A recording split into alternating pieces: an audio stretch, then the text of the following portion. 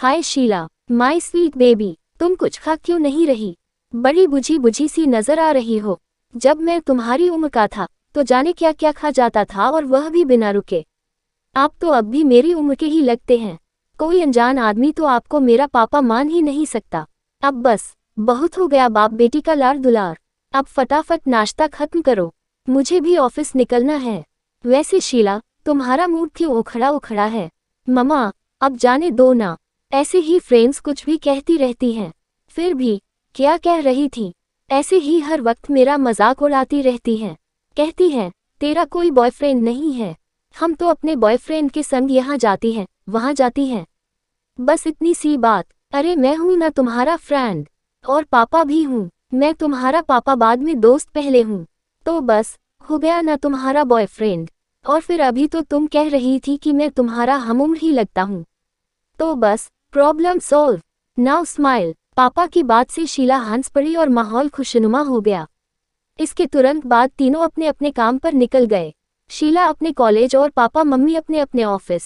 3 सदस्यों का हंसता खेलता छोटा सा परिवार था रमा का।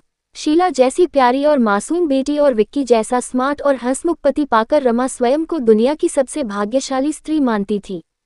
कामकाजी महिला होते हुए भी एक सुखी समृद्ध गृहस्थी की मालकिन होना उसे एक अद्भुत उत्साह से भर देता था। विक्की अपने हंसमुख और बातूनी स्वभाव के कारण हर वक्त घर में खुशी की फुलझड़ियां बिखेरते रहते थे। आज भी उदास शीला को उन्होंने चुटकियों में हंसा दिया था। कॉलेज में शीला भी यही सोच रही थी, कितने अच्छे मम्मी पापा मिले हैं उससे। उसकी छोटी सी परेशानी को भी कितनी जल्दी भांप जाते हैं, और फिर पलक झपकते ही उसका समाधान भी कर देते हैं। हर वक्त दोनों उसे खुश रखने के प्रयास में लगे रहते हैं।